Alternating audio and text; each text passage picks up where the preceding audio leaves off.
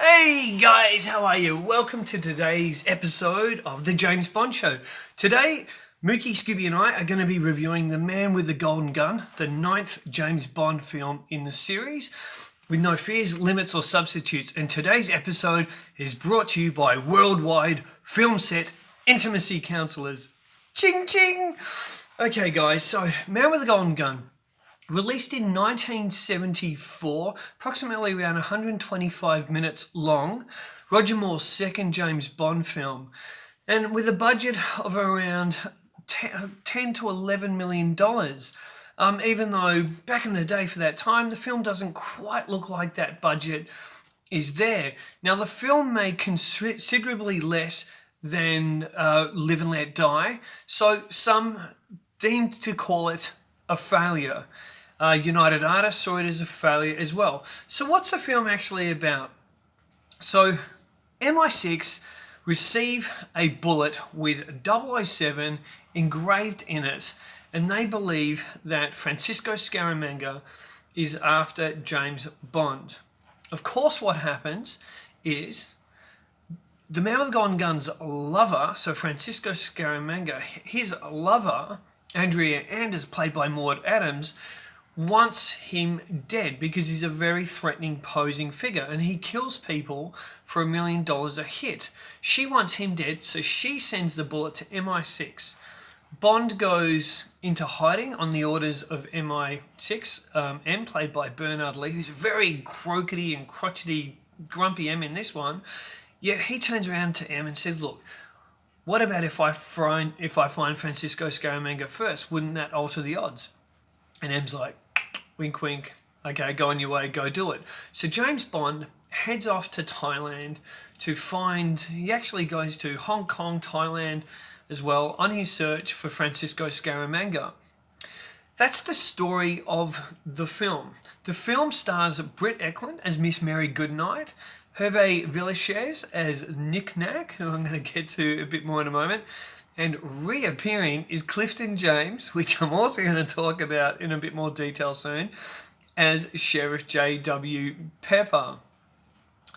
Now, the big honcho in this film, straight up, the scene stealer in The Man with the Golden Gun, is Christopher Lee as Francisco Scaramanga. He plays Scaramanga with such charm and brutality, so he's almost like the alter ego of Bond. He's like, what would Bond be like if he accepted Dr. No's offer and joined Spectre type of thing, like became a bad guy? That's kind of like what Christopher Lee Scaramanga is. He's such an imposing figure, and you really do believe that this time in the 9th film that Bond has met his match, because this guy is just a killer, especially with the presence of Christopher Lee. And the chemistry of Roger Moore and Christopher Lee is just fantastic. And they knew each other, they were friends. Also, a little tidbit for you if you guys didn't know, Christopher Lee was actually a cousin of Ian Fleming, and he used to go golfing and everything with Ian Fleming, and so he knew him well. So there's a little bit of a tidbit for you. The film's pace sometimes gets bagged a little bit. I like it. Overall, I like the pace. It does get maybe a little slow in some areas, but I do enjoy this film. This was one of the films, along with A View to a Kill and Live and Let Die, that when I was younger, I didn't like. I really couldn't stand. I now love this film. It's one of my go-to films, kind of like Tomorrow Never Dies, if you just want good escapist action. And the scenes in Thailand are absolutely stunning, especially what's now become known as James Bond Island. And that's one thing the Bond producers have always been able to do, is pick out stunning locations. It's not a huge globetrotter by any means, but the locations still look pretty fantastic. The Hong Kong harbour and all that, that's so-so. It doesn't look fantastic, but they make do with using, I think it was the Queen Mary or the Queen Mary 2 boat, and there's a really cool little bit there where, it's a sunken boat, and they've turned it into a headquarters to stay away from, the prying ears of the Chinese police and whatnot. And so I really like that as far as the set design goes. Now, the main stunt and talking point of The Man with the Golden Gun is without doubt the AMC Hornet hatchback car barrel roll. And this stunt is absolutely mind-blowing. Now, the thing that obviously a lot of the fans to this day don't like is the wolf whistle. Not the wolf whistle, the slide whistle. So if it was a wolf whistle, it would have been all wrong. The slide whistle. Now, the slide whistle was actually added by John Barry. Speaking of John Barry, Lulu sang the title song, and I thought, I love it. It's so James Bondish, and it's got that 70s kind of funky, beats to it. Now, the lyrics in it, okay, the lyrics are a bit off, especially every time, if I'm driving along in my car and I'm listening to it and I hear, and who should he bang? I don't think about that in the way that they probably meant it when they wrote it. So yeah, the lyrics are a bit off. But John Barry's score overall in The Man with the Golden Gun, I like it. I prefer it over what George Martin did in Live and Let Die. So yeah, I mean it's not his best work, but it's still pretty decent. So the car barrel roll, wow, incredible, unbelievable. They only shot it once. And I believe it was Cubby that turned around later and said, maybe we should go again and do another one. And the stunt car driver basically looked at Cubby and said, well, you can do it if you want.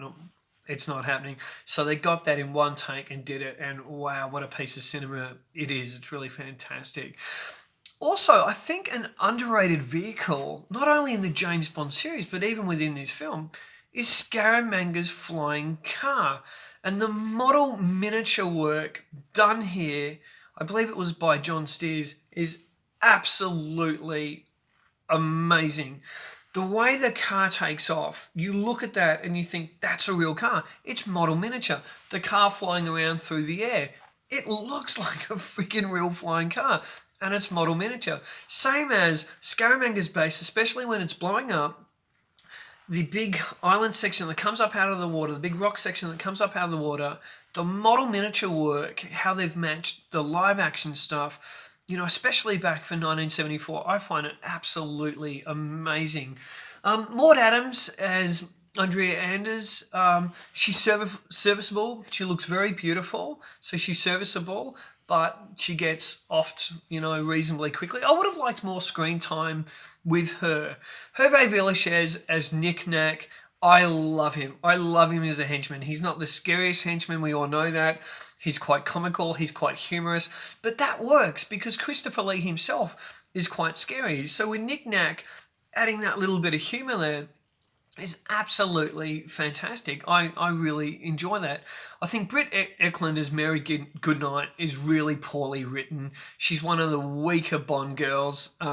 Scenes that involve her start to slow down the pacing of the film, especially where Bond is having dinner with her and then he's got her in his hotel room and then Anders comes in there. That's a bit where you can kind of skip the fast forward button a little bit. Now, Roger Moore's performance in this film, I believe, is so underrated. They definitely try to beef up his threat level, the way he slaps Anders in that shower and then bedroom scene. I love Roger Moore in this film. I honestly believe this is one of Roger Moore's most underrated films, unfairly underrated films, but underrated performances. He actually oozes threat in this film, and it's fantastic. And I think it helped him find that happy medium 3 years later in The Spy Who Loved Me as well. I think he needed to come to progress through this, this kind of performance and then into The Spy Who Loved Me, which will be the next film I review. Overall, what do I think of the film? I think it's one of those films that I personally, I'd love to, and not to be arrogant or rude or anything, but I'd love to, if it wasn't myself, or see someone do an edit of this film, because it's one of those James Bond films, if you just edit out the silly moments, it can be so taut and terrific. Now, online, on YouTube, a film editor, has gone in and edited the boat scene, starting with the way Bond gets to that boat, which is one of the worst parts of the film.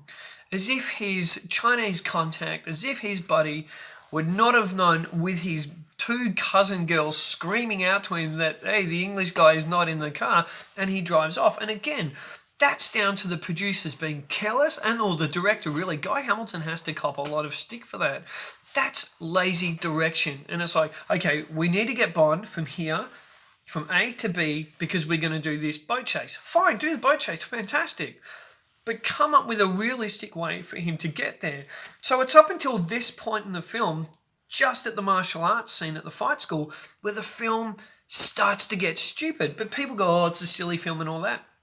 Overall, it's not a silly film. It's like even John Glenn films that came later on. You've got 3 or 4 moments of just silliness, and then people go, oh, that's a comedy Roger Moore film or a goofy film, where it's not the case. And I'll be speaking more on that, especially when I get up to Octopussy, because I think that's a great case in point for this kind of criticism that some of the Bond films get unfairly just because of 3 or 4 silly moments. So the edit that is on YouTube, with the boat scene cut faster and minus all the silly stuff, wow, it is absolutely fantastic. So I think that's what they could have done here with this film, but restraint, especially in the 70s, and obviously the Roger Moore era, was never a strong point for them. Overall, I enjoy The Man with the Golden Gun. The set pieces and everything aren't massively huge, but I love the kind of fantasy part of it. And I love it when Roger Moore, his James Bond, gets on the aeroplane and he flies. I don't know what it is, right? Maybe some weird fetish, but I love seeing James Bond fly planes like he's off on a mission and he's going low covert and you know he's not going to come back. And also in The Man with the Golden Gun, there's a great MacGuffin. So the MacGuffin of this film is the Solex agitator, and I think that's actually played into the script quite well. And Richard Maybaum had to really step it up and come into The Man with the Golden Gun as a writer, because Tom Mankiewicz basically during production said, look, I don't have any more to give. He'd done Diamonds Are Forever, Live and Let Die, and now Man with the Golden Gun, and he was losing his way in the script. So Richard Maybaum came in and really tailored the script to where it was supposed to be. But obviously a lot of Tom Mankiewicz's goofy jokes are still in the film. So guys, that's what I think of The Man with the Golden Gun. I really do enjoy it. I can't give it more than 3.5 Kajeevie stars out of 5, because that 4 or 5 range is really for the top, obviously the top films. But I enjoy it, so I give it 3.5, and I think it's a fun film. And if you haven't seen it for a while, go back and have a look at it, and I think you'll enjoy it. It's one of those good like Sunday afternoon films where you sit there with a big cup of hot chocolate, or in this case a coffee, and you can enjoy it and have fun. Guys, please, if you like this channel and you want to support it, please hit the subscribe button and please like it. You know, it doesn't take more than 2 seconds just to go like and give it a like. And when you guys like it, I know that you like it. I know that you like at least what I'm doing here on the channel. And I've been going for like just over a couple of weeks now, and you know, I'm excited. I'm just up to like 100 subs. Whew, you know, it's not groundbreaking, but I'm enjoying it, and I love reading your comments. So please leave your comments, and I'll see you tomorrow for The Spy Who Loved Me. Until next time, keep on bonding.